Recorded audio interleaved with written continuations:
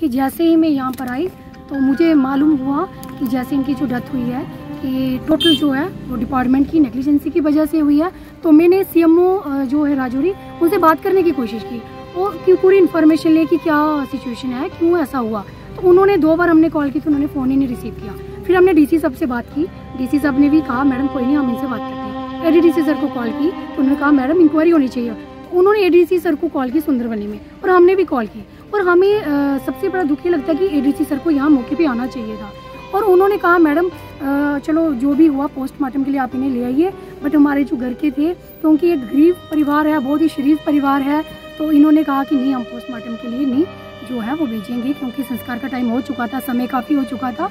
तो हम यही कहेंगे कि जो सीएमओ साहब है उन्होंने अगर हम एज अ डीडीसी उन्होंने कॉल नहीं उठाई तो आम जनता का क्या हाल होगा।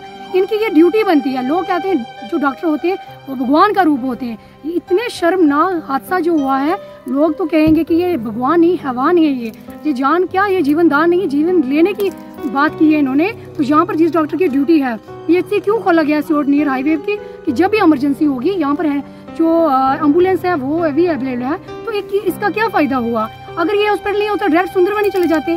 इसलिए मैं डिस्ट्रिक्ट जो हमारे डायरेक्टर हैं हेल्थ डिपार्टमेंट के उनसे भी यही कहूँगी अपने इस स्टाफ को इस पर शिकंजा कसिए। वो देखो एक किसी की पूरे 4 परिवार के जो सदस्य हैं उनकी जिंदगी का सवाल था। कमाने वाले थे वो संजय जी और वो कटरा में जाके काम करते थे, परिवार का पालन पोषण करते थे।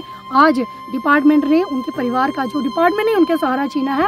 तो मैं डीसी साहब से ये कहूँगी कि हम सब एज अ डीडीसी मैं इस परिवार के साथ खड़ी हूँ, क्योंकि गरीब के साथ हम हमेशा खड़े रहेंगे, उसके साथ कभी जाति नहीं होने देंगे। और जो भी इस परिवार के लिए हमसे हो पाएगा हम जरूर करेंगे। और जो डॉक्टर सुंदरबनी जाके बैठा हुआ है, मुझे पता लगा कि वो सुंदरबनी था कल रात को, तो उसकी क्या ड्यूटी नहीं बनती थी। मेरा जो पेशेंट आया हुआ है उसको सुंदरबनी ले आओ। पहले तो वो अपना स्टेशन छोड़ ही नहीं सकता।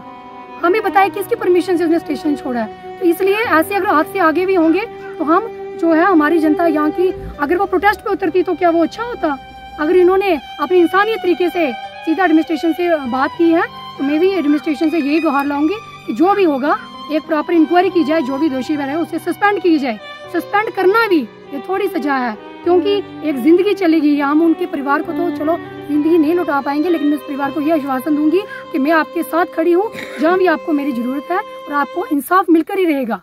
इसके साथ ज़्यादा ना कहते हुए मैं भी एक बार फिर से परिवार के प्रति अपनी जो है संवेदना प्रकट करती हूँ और भगवान से ये प्रार्थना करती हूँ कि इस परिवार के साथ जो हादसा हुआ है उनको दुख सहने की जो है वो शक्ति दे, और जो हमारी जो जिंदगी चलेगी डॉक्टर की लापरवाही से उनको भगवान अपने चरणों में जो है वो स्थान दे।